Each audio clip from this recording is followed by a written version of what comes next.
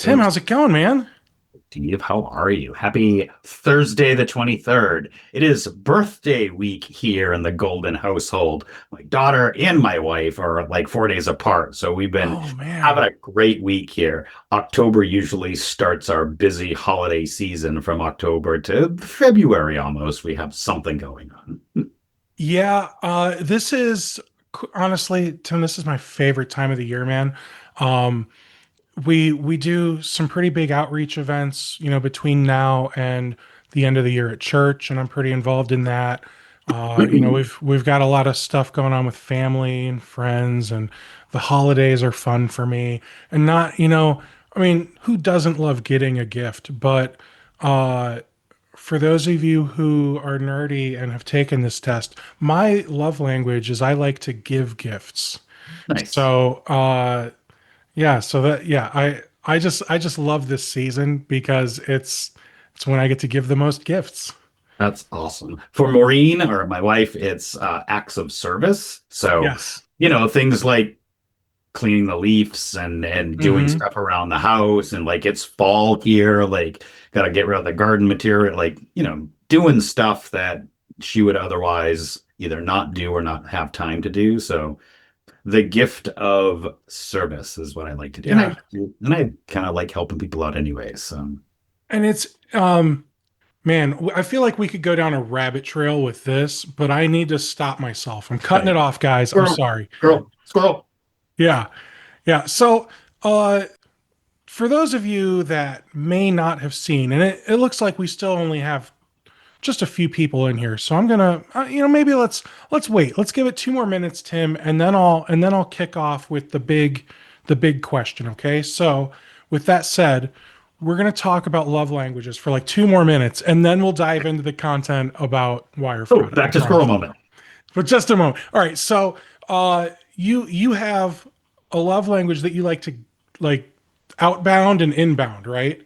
So I like getting words of affirmation. I like giving gifts. My wife does not like getting gifts. She Isn't this funny? Like she opposite. likes getting acts of service. So now, great. Now I have to give her two things: a gift and an act of service. Oh, it's the worst. Back up 10 years or whatever when we went through the five love languages and all of that stuff, because, that's how I roll. I Yeah. built this entire app around the five love languages Oh my and gosh. questionnaires. And you mentioned church as a couple of different things that, the like profile and stuff. So, anyways, we did these exercises both personally, but then led small group at church. So we had small group and led all the couples through it as well. And I'm like, why don't I just build an app for that? So I did.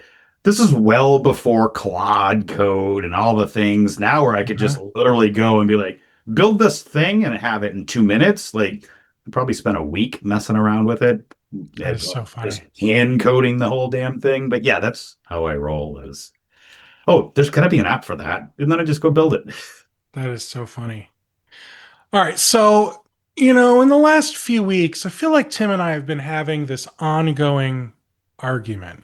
And, we probably should have publicized it, Tim. Realistically, I bet it would have gotten a lot more traction if we were having like a public feud and people thought we were serious.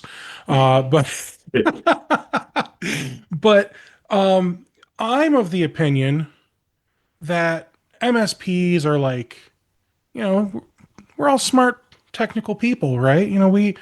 We understand cybersecurity awareness training and what to look for and all that stuff. Tim came to me with this idea. He said, "I want to do a webinar about how MSPs need to be more vigilant around wire fraud." And I said, "Wire fraud, Tim? What do you think it is? 1992? We don't have to worry about wire fraud anymore, Tim." So I don't know what do you guys think? I'm going to throw up a poll. I'd love your opinion. What do you think? Is wire fraud an issue that MSPs need to worry about? Yes or no? And I'm gonna guess. If they're here, I bet the answer is yes. So, you do bring up, a really interesting point, whether or not it's the MSP responsibility or their end customer responsibility or both responsibility. So, I'll put on both hats. Hmm. First and foremost, as an MSP, I should have my own house in order, right? I should have things in place with like how things are dealt with, how money transpires, checks and balances. We do this as a compliance scorecard, right? So Maureen is our operating officer. She deals with all things on the business side, but she can't transfer money or do things that involve anything over, a certain dollar threshold without me or without Okay. some other factor. Now it works well because we're usually in the same physical location. But if Hmm. we're not, like I've been at a conference and she's like, hey, Tim, I'm trying to wire Steve $17 trillion. Can you, what? But yes, we have checks and balances, and that all comes down to having proper policy, proper procedures, and then training everybody on those policies and procedures. Recently one of our staff members received an invoice for $12,000 for Hmm. coaching. And yes, we do provide coaching to our staff, and that is what we do. And he thought it was really odd that he received the invoice, as did we. Well, that's because it could have been business compromise email. Like that, it wasn't a phishing attempt from our phishing testing or our security awareness training, but it was some fake entity that looked like a similar name of a coaching company. Oh. It was not the exact same name, but it was a similar name. And there's coaching things are pretty well known around the MSP space, so I could see how they could fake it instead of like Joe Blow's, marketing or Joe Blow's sales. It was pretty similar name because let's face it, hackers are now using AI and targeting us. But yeah, it was odd that he received the invoice and not us. Fortunately, we have policies and procedures and checks and balances. And because of that, because we trained him on those kinds of things, he did the right thing. Hey, Tim, looks fake. Oh, yeah, it is. Gone. Now, MSPs getting your own house in order. That's something you should just do by default, especially when it comes to financial transactions. Yeah. So, as I suspected, everyone here said yes. Wire fraud is an issue that MSPs need to worry about. I'm the crazy one. It's me. Hi, I'm the problem. It's me. So, Well, see, with probably because you haven't been properly trained and have a wire fraud policy in place. so you're right to a degree. Okay, so I do feel as though I've been properly trained, and I do believe that I am very, very, very unlikely to get caught giving money to somebody that, you know, didn't actually earn it and I don't Yeah. actually owe. But you mean providing some kind of alternative payment? Oh, wait. I see what you did there. So, um, I guess, in my mind, I think about things as though, well, I know what I'm doing. Why would I need to write this down and make something so formal about it? I don't Mhm. think about the fact that there are other people on my team. Mhm. There are, clients who have varying degrees of skills and knowledge and common sense, if I'm being honest. So yeah, you're right. So I'm sold. Yeah, 9 minutes in. do you know why that is, Steve? Uh, why do I? Go into more Okay. detail. Ask the Yeah. question differently. So you said that you personally feel like you've got it together, but there may be members of the team or maybe even just MSPs in general that may or may not. And there's a solution for that, right? Okay. The solution that I'm trying to bring up here is this concept of governance or to govern, right? And I think so we should have smaller governance.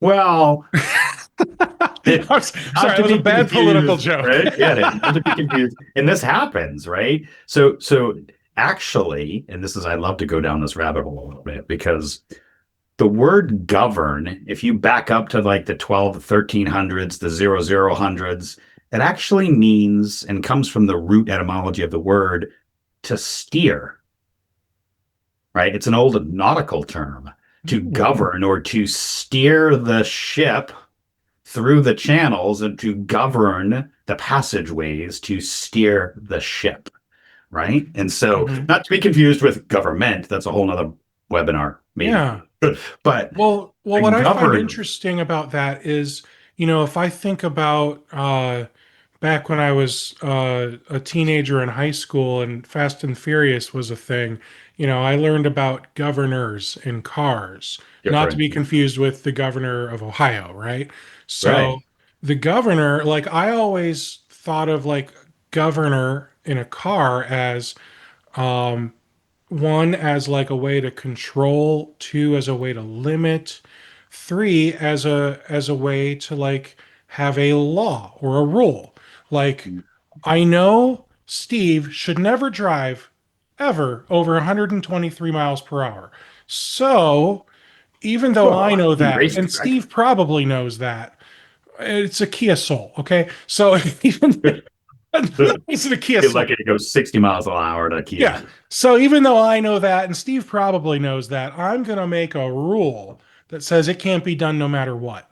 And I Mhm. bet that's very similar to what you've done with things like, what did you say, your bookkeeper accountant not being able to wire Right. me $17 trillion, which I find rude, but I get it. So, no, but exactly, right? So when you say the governor in your car as a limitation, as a way to control, governance is very similar because we want to steer, we want to guide, we want to not enforce or control, but guide that, right? And we broke that down into four simple, easy processes. Oh, and I don't know why I'm picturing a picture here, but okay. Sorry, We that broke was me. this we broke this into four very easy processes, right? Alignment. Are you following something? CIS, FTC. Did I mention FTC? GLBA. Are you aligning to something? Hmm. And then is stuff getting authorized, right? As an MSP, it isn't my stuff, it's our customers. The customers need to take responsibility. Like they need to authorize it and sign off and be like, yes, that is our wire fraud policy. And here's the step that we talked about a few minutes ago, which is adoption. So those people that you mentioned that might not be as savvy and unclick happy like yourself, they need to read, understand, adopt, and sign off that they knew the wire fraud policy. And then lastly, some kind of regular cadence. Govern means to steer the ship. So as an MSP, we're going to help steer our client through some kind of alignment framework, allow them to authorize these things, train end users and have them adopt, and then lastly, review it on a regular assessment. That's to steer, is to govern, right? And so I know I went on this tangent about governance, but I think it's important when we talk about a wire fraud policy because it's one thing to have a document that becomes shelfware. If you don't govern them appropriately, they just kind of sit there and get ignored. Hmm. All right. So FTC, you mentioned. They did. Uh, See. I mean, we don't have to worry about them. They're closed right now, right? I don't know. Government shutdowns always are odd on who is and is not doing and doing and not doing. Been through it a couple of different. Yeah, I just Fair. All right. So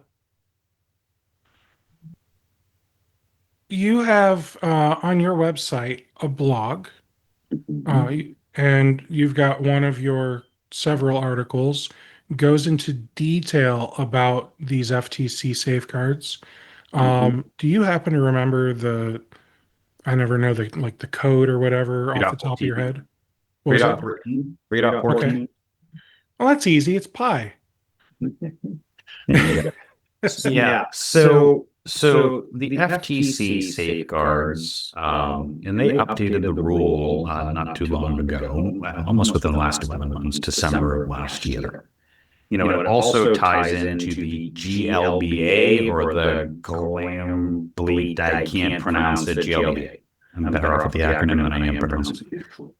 But GLBA, right? And it's a set of good business practices. Right? It's about 43 controls, a lot of them around policies, procedures, ownership, and governance. And so, when the ruling changed, prior to that, most managed service providers looked at it as, it only applies to car dealerships, which is not entirely true now. They've expanded it, and you'd be surprised at how many more small businesses it can and does apply to, right? So if you process or store financial records, I'll throw this out there to those that are listening. In chat, type yes or no, or maybe. I'll throw the question. Do you do credit checks or any sort of financial checks on your customers or your employees? Yes or no? Put it in chat for those that are listening. That's a really good question, because if you're running a business, I'm going to do air quotes properly, okay? So, you might be offering net terms to customers, and the appropriate way, I think best practice way to do net terms would be to verify that they're trustworthy, because you're essentially extending them credit. And in order to extend them credit, you need to figure some things out. Now, for us in the financial, processing charges, we call that KYC, know your customer. KYC. What was that? KYC. I was going there. Yeah. Yeah. So is that a thing that MSPs are doing as well? Like if they're, or any company that's extending credit terms, things like that, or should be doing, I should say? I would agree with the should be part. Are they? I don't really know. You'd probably know better than I am, because you're dealing with that world. But the point that I'm trying to make is that if you're dealing with financial records, or even your customers are dealing with financial records, and you have an RMM that can connect to their machine or access to their tenants where that data lives, chances are FTC can apply. Right? Because of the financial nature of those records. And the FTC's entire mission is to support and protect that kind of data, that kind of stuff, right? And so chances are it applies to you. Now, if you're an MSP and you're doing hardware as a service, and you're essentially leasing things, hopefully you're doing some kind of credit check. But if you are, then these kinds of FTC safeguards can apply. Now, Steve, you mentioned something a few minutes ago. Are they even still open? Are they still doing work? Whether or not they're open today, they will be again. And let me tell you what I've been seeing in the industry when it comes to regulations. And I think this is something I think very, very important, especially when you're considering FTC safeguards and GLBA. I watch them very closely and have, because they, along with the Department of Justice and a couple of other departments, they're the ones actually going after people, filing cases and lawsuits and winning and holding people accountable. Do you remember, Steve, the whole click to cancel thing that came out a couple months ago? Click to cancel. Refresh my memory. Yeah. So for example, you sign up for an app or a gym membership or something, and that vendor makes it very, very, very, very difficult and 10,000 hoops to jump through in order to cancel the thing. No. Yeah, it happens. So FTC came up and worked through this whole click to cancel clause, right? To make it for the consumer a little harder or a little easier to cancel services. Mhm. And so now they're going after people because they're not, right? It's hard. Like there's class action lawsuits happening, and it's all being led by the FTC along with the Department of Justice and everybody else. They are the only department that I have been seeing taking action, filing suits, recouping money. I mean, there was the whole thing I probably heard a couple months ago about the poor family that lost their son because of ChatGPT and what it told them. And I don't want to get into that, but FTC put together a thing saying, hey, all of these AI companies, you need to put in some kind of safeguards now. Point that I'm trying to make is that people have been sitting silently on the FTC, but the FTC is actually going after people. Just go Google it. Look, FTC lawsuit, and you'll see how much comes up. FTC file, go see how much comes up. Literally day after day after day, I'm receiving part of their communications on this lawsuit, that class action, this thing, that. So don't sleep on the FTC safeguards. I mean, but they're only going after like the big companies. That's not entirely true. There's also small organizations that are especially on the click to cancel stuff. Point that I'm trying to make. Don't sleep on FTC safeguards for a bunch of different reasons. The most important being it's good business hygiene and practices. It's like 43 controls. It isn't hard. Yeah, there's policies and procedures and people and things. But as an MSP, it is a way to approach your customers, not out of FUD, but out of good business practices. And we actually built an entire program around FTC safeguards for you as an MSP. So executive summary about how to build it in the phases, but then a literal week by week by week. And I don't know, can I share my screen? No. Yeah, go for it. So, I worked together with a bunch of the MSPs in our weekly peer group to put together, you see in my FTC executive summary and stuff? Sure am, yeah. So this entire thing, I mean, yes, the Google Doc, because we're all collaborating in different platforms, whatever. And you know what? I'm going to make this available as a download for people, but it's literally phase by phase, week by week. And your first week is, as an MSP, how do I package, price, and sell it? All the way through, what do I do week after week after week? And then if we tie that back into, can you see my spreadsheet, or do you still see the... Yep, I see your spreadsheet. It's really tiny. Yeah, well, I can bump it up a little bit. But the idea is week by week, phase by phase, what are the things that we do week by week by week in building out an entire FTC program that us as an MSP can actually be able to deliver, sell, and charge our customers for. And it ain't hard, 2 hours max a month per customer. You can find 2 hours, half hour here each week, and then build out this entire program and make money off doing this along the way. So working together with the members of our peer group, we put together this 52-week roadmap that you can build and then wash, rinse, repeat, customer by customer by customer.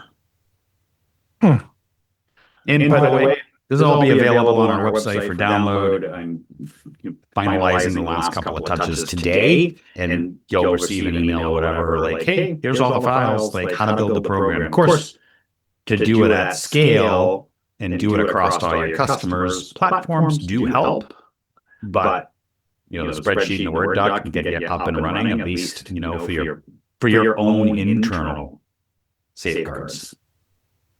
Gotcha. All right, so feel a sneeze coming. I'm sorry, guys. You good?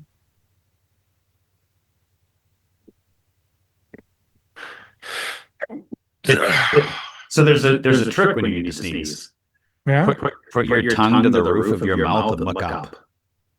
Then it'll stop it every time, guaranteed. I'll give it a try. I can't look up too well though. My neck only goes so far.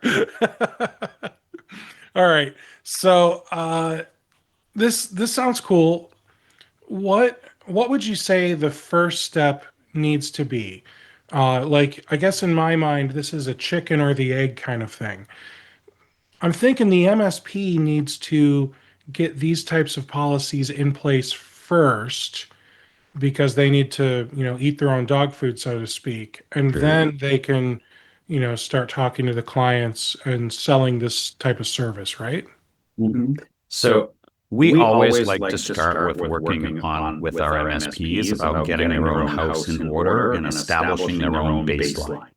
Yeah, I get it. It's not sexy to work on ourselves because I don't make money off myself and there's overhead and blah, blah, blah. But you're your best test subject, right? Mhm. So you don't have to worry about screwing it up. Like I know there's a lot of MSPs like interested in compliance or compliance as a service or risk as a service, but they don't necessarily have maybe the confidence yet. So that by doing it on yourself, you can start to build that confidence, right?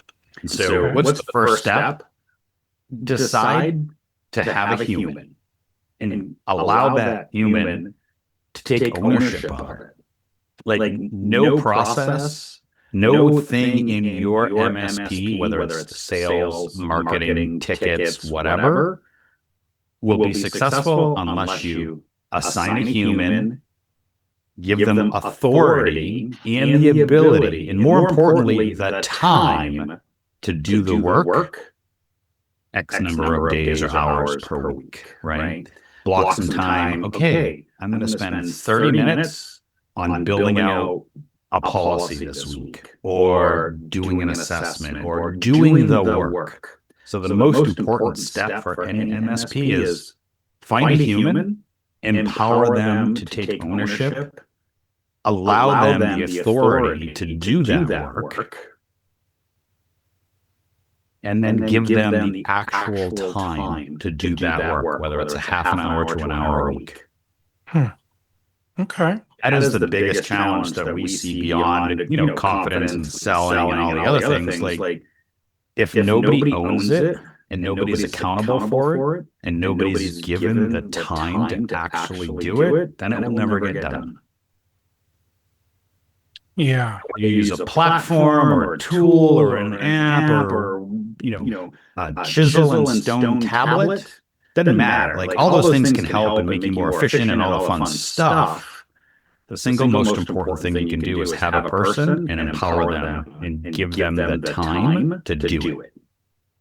Once you have that, all the other stuff can fall into place, right? Once you have that commitment from top down, like Steve, I'm empowering you to build a wire fraud policy for our organization and to roll it out all the way down to Johnny Janitor. And I'm going to give you 30 minutes a week to just block 30 minutes a week off and go do it. So realistically, if I'm blocking off 30 minutes a week, like how many weeks should this take somebody to build? Well, the good news is that there are templates available, and I always put the caveat in there, and you'll be able to get this from us as well after the webinar. There are tons and tons and tons of templates. As you can see here, what we have done with our template that we'll give you actually comes with a section on TLDR. Explain it to me like I'm 5. How do I write this for us? Yeah. So templates are a good jumping off point. What differentiates ours is we actually take the time to teach you to think section by section by section and write them appropriately. Templates are a good jumping off point, but they need to be tailored to your specific environment. And they need to not be aspirational. Don't write shit down that doesn't currently exist. The best part about policy and documentation is you can iterate. So you make it today. I'll give you a great example. And it has nothing to do with this. It has everything to do with our marketing. So I sat with our marketing team a couple months ago, and I was like, so what is our process for posting on social media, and what is the schedule, and blah, blah, blah. And they're like, oh, we just do all this stuff. And I'm like, okay, show me the SOP. Well, we don't have an SOP. First, I had to stop and be like, wait a minute. We're a documentation and SOP, process-oriented platform and company, and we don't have an SOP. That's a problem. So you can literally start with a document and have one sentence that says, we don't have a wire fraud policy. Mm-hmm. Today, Steve, you can pull up a Word document, start wirefraud.sop or wirefraud.policy, and have one sentence that says, we don't have one. And then come back next week and be like, okay, we've started to build one, and here's the key points we think we should be covering, but we need to check our systems to make sure it's appropriate. Oh. Back 3 days later, come back 4 days later, and you can literally iterate this stuff half an hour a week over time. Now, And not make them aspirational, but make them what's actually in place. You specifically ask, how long does it take to build a wire fraud policy? Chances are you can do the whole thing in less than an hour with a knocking off template. Yeah. All right. So I have some additional questions for you, revolving around maybe like your templates plus MSPs who just want to like put everything in Chat GPT and have that spit something out. But first, Sure. I just want to ask, is anyone here, are you guys current partners of alternative payments? Can you like raise hand in the Zoom platform if you are a current partner? Nice. Awesome. Well, thank you for those of you who are. I see. Wow, it looks like all of you are. All right, Awesome. so that's incredible. So Are any of you compliant scorecard partners?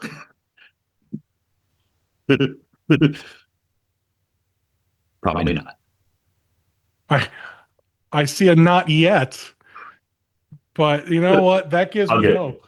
Okay. This is not a product. This is not a pitch slap, product slap. This is an educational concept. Like, you know how to find us if you're really interested. And that's why. So back to the templates and stuff. Yeah. The things that we make publicly accessible, they're Word and Excel. You can, go, manual all day long. I don't care. Here's the stuff. Go do it in, tablet and chisel all day if you want. You want to do it at scale, and you want to do it across multiple customers, you want to get it gain efficiency, find a platform. Find a platform. So let me ask you this. Let's say are we able to get that template today for free? Is that there? You've got like a landing page for that or something, or is that inside the platform? So the Word document that you see that I'm sharing here is on our website. Yeah, I can drop a link, and I will make sure that those that have participated in this webinar afterwards, sure, Steve, you have their emails. We can get that to you, and I'll bundle all the documents together: the wire fraud policy, the 12-week Excel spreadsheet, and the executive summary roadmap of how to do this in an email, and you can get it to them after. Okay. Or you can just go to our website and fill out our lead gen form, because everybody loves filling out lead gen forms. And no, you can't use a Gmail address. You actually have to use your business email. That's fair. That's fair. So let's talk about the MSPs who are very bullish on AI, but only, I'm going to call it at the surface level, right? So they might not be using AI to do anything super crazy, but maybe they're using it to help them write stuff because maybe they just don't have confidence in their writing, There's nothing wrong with that, I don't think. I do. Have you seen my spelling?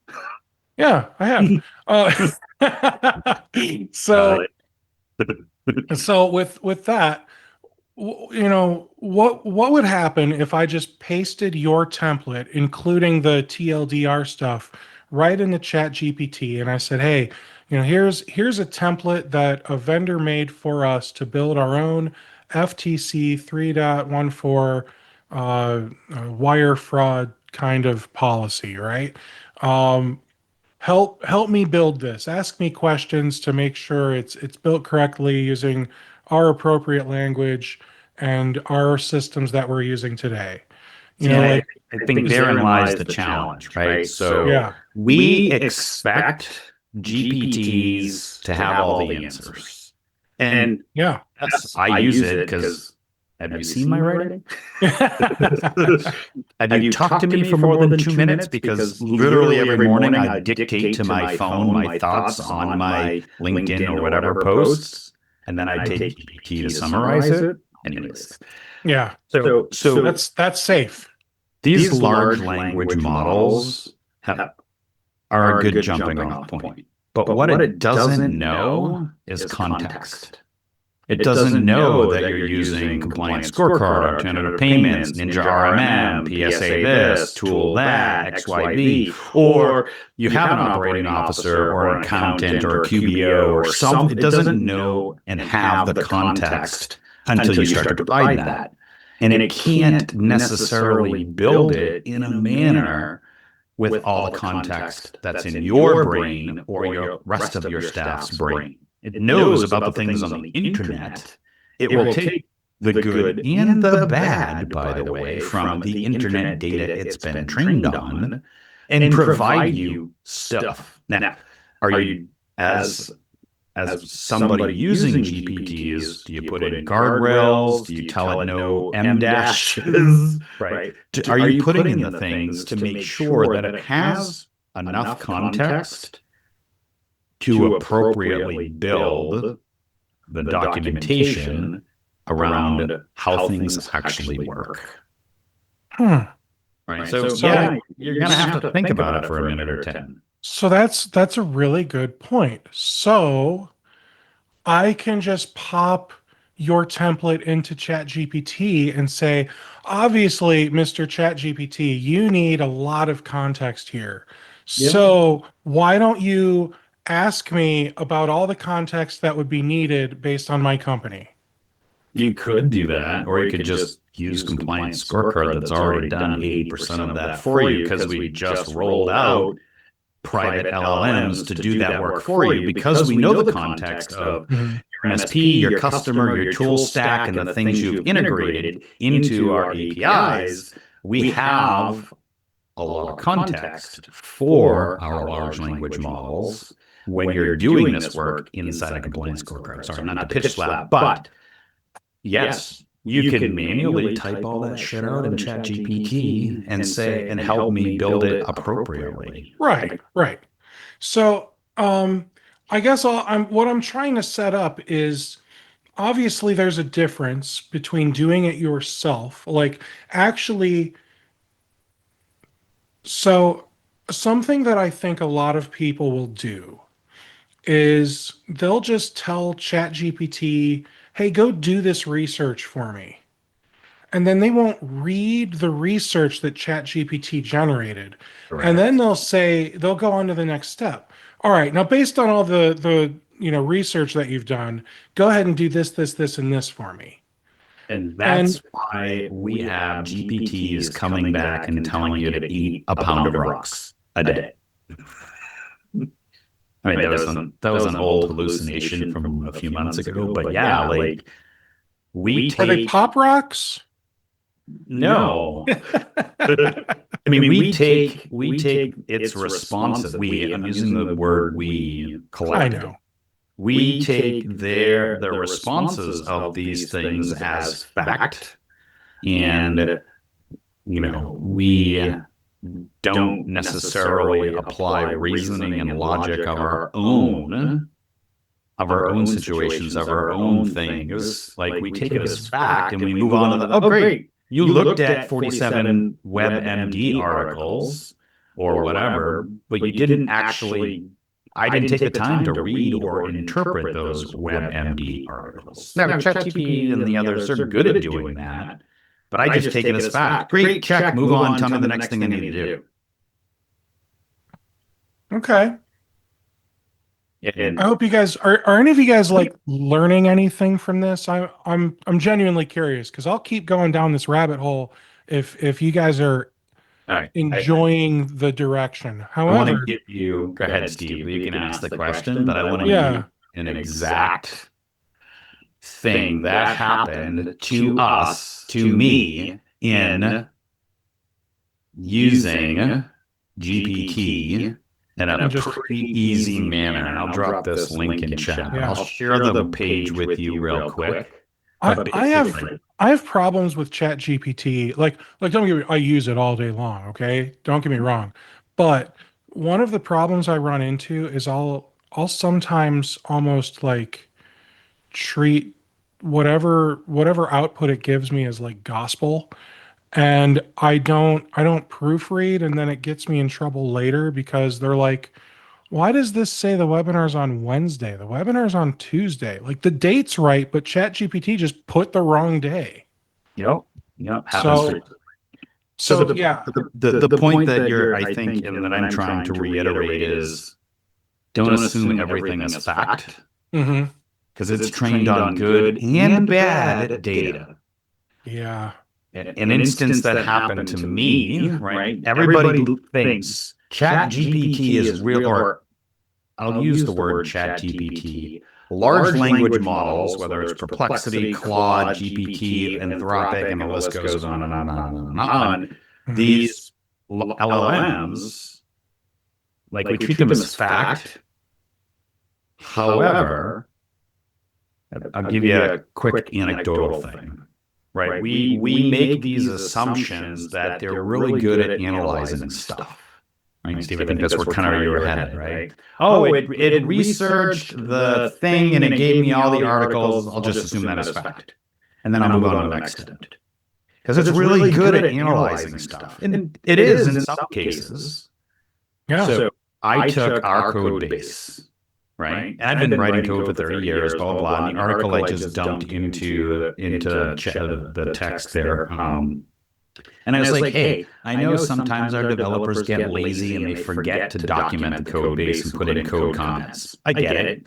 We want speed to market, but that's how we do shit. And I was like, wow, GPT is really good at analyzing and coming back with, what does this thing mean?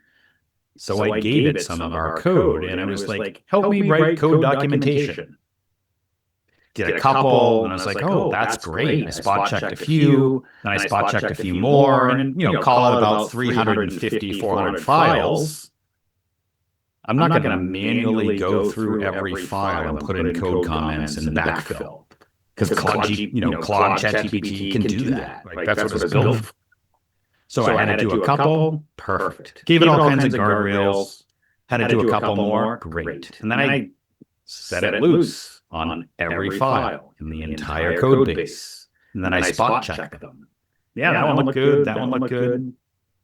Until I handed it to our senior dev to review what it did. And it literally broke the entire code base by a one-letter change. 44,000 lines of code, over 400 files destroyed because of it made, even with the guardrails, even with the don't do this, don't do that, don't change this, don't change, like all the instructions I could give it to not change shit, it looked at the word events and misinterpreted that and decided to rename everything to event, singular. Well, we have events. We don't have event.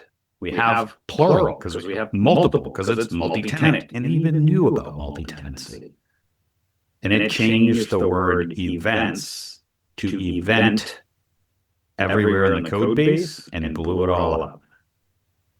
Silently, and then checked in. And when I pointed it out, Claude actually came back and said, I'm sorry, I seriously effed up, and it used the F word, your code base. Wow.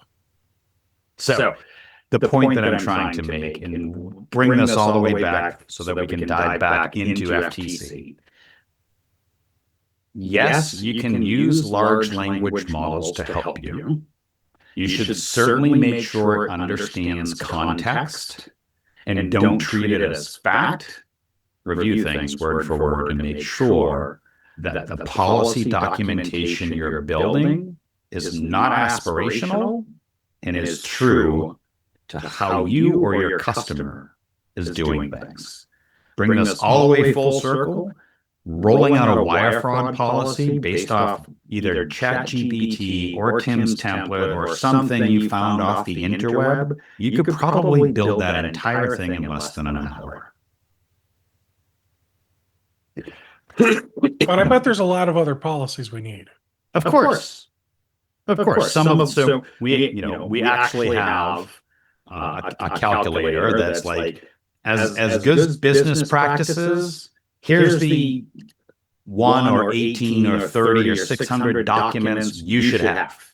Mm-hmm. And then document by document by document, starting with our template, the amount of time it'll take to build out a solid documentation program around policies, procedures pertaining to cyber and frameworks and all that other stuff. We estimate about 20 to 25 hours to get solid set of documentation in place one time, because that's how our platform works, right? The once deploy the many. You can anticipate 20 some odd hours, right? But then you have your house in order and everybody knows it, they've been trained, and when somebody tries to wire Steve 17 trillion billion pennies, there's a flag on the play, and Steve doesn't get his pennies. Steve wants his pennies, though.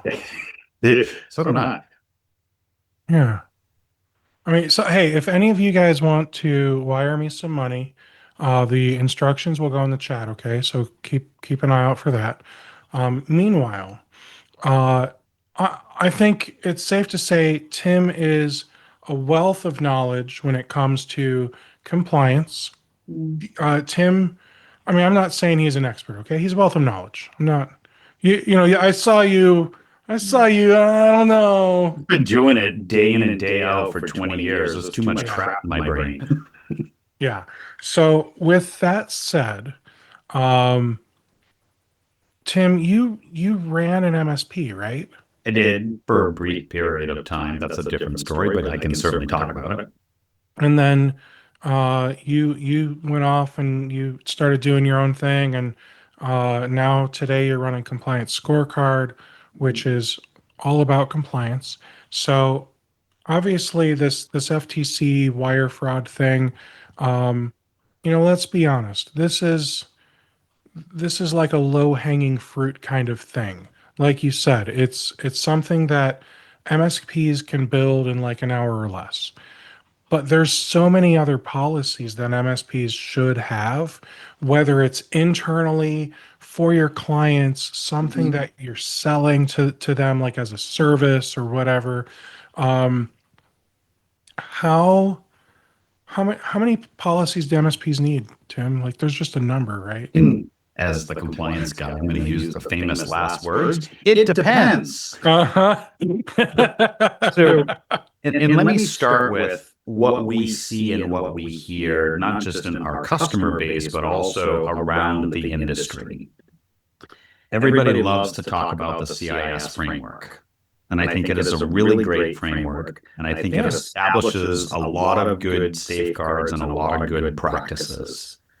Out of implementation group 1, 2, 3, 150 plus safeguards, blah, blah, blah, blah. It's a great starting point.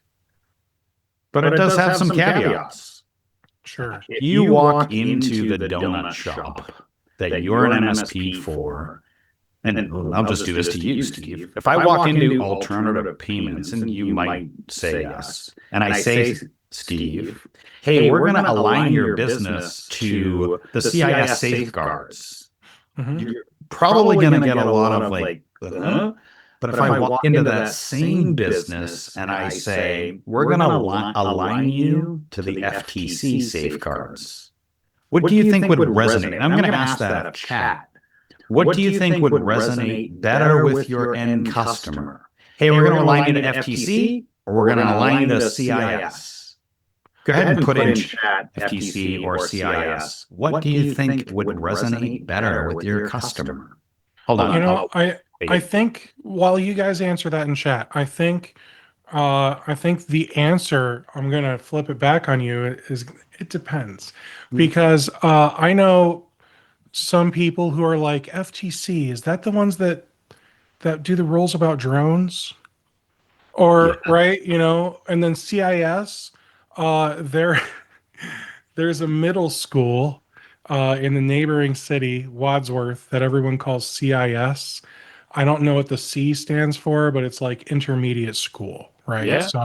So I guess it really depends. I don't know if either of those are truly a great way to say it, but at least FTC sounds official because people have at least heard of it and know it's the government. But they still probably don't know why do I have to worry about drones? you know, hmm guys, So, it has nothing to do with drones, just so we're clear. It's so the Rick, FAA. FTC, for example, right? So you want to be able to speak to your customers in terms and in words they understand. Chances are most of them have never heard of these, Center for Internet Security, the CIS, those CIS controls. In fact, even if you use the word controls, might feel a little challenging. But if you use the things that chocolate chip cookies, if you use the thing like safeguards or good business practice or protecting your data and things like the Federal Trade Commission, FTC. Hey, Steve, have you ever heard of the Federal Trade Commission, the FTC? Yeah. Right? So the FTC has come out with some safeguards that are really good business practices for you as a small business owner. And it is a little bit of work, it is a little bit of time and money, but these 43 things can really help protect you and your customers' data. And so you can go and continue to make more chocolate chip cookies and be able to provide a service that's protected for your customers. Are you interested at all in learning about how the FTC is actually coming down on small businesses and actually filing lawsuits and class actions and all of that stuff? Do you want to like not be on the front page of the New York Times because the FTC cracked down on you? Yeah, I never want to be on the front page of the New York Times if it's bad news, although I guess no press is bad press, so I don't know, maybe. But more importantly, we don't have any drones. Yeah, so don't confuse the Federal Trade Commission with the Federal Aviation Commission, right?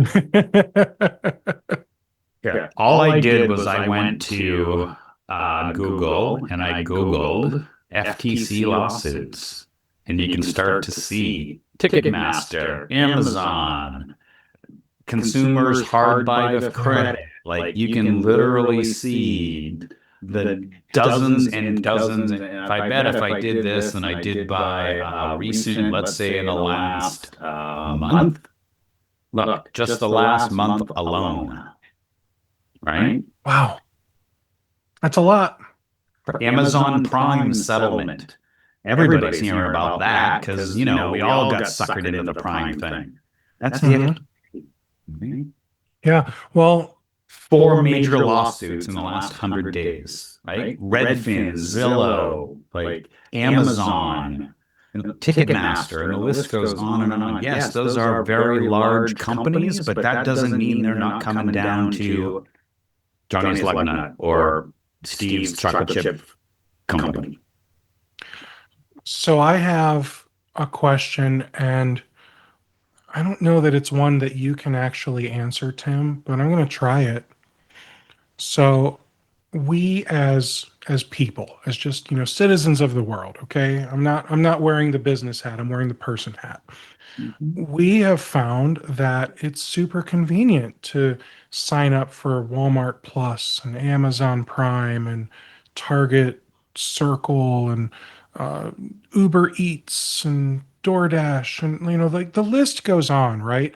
As a Yeah. person, Amazon Music and all their stuff, right? So, or no, I'm sorry, Apple Music and all their stuff, and then Google has its stuff, and then we all use like Gmail or Hotmail, depending on your flavor for personal email usually. I feel like we're giving away so much of our privacy, We are. and the internet is still very much the Wild West, right? Where regulation and policy and governance haven't really caught up because what's that? Is it Moore's law where technology like doubles every 7 years or something like that? Yeah. One And of things those, are right? moving quickly, that's for sure. Yeah. Um, so I guess my concern is how do we get ahead of things as a society? And is there anything that we can do as people to limit our own risk?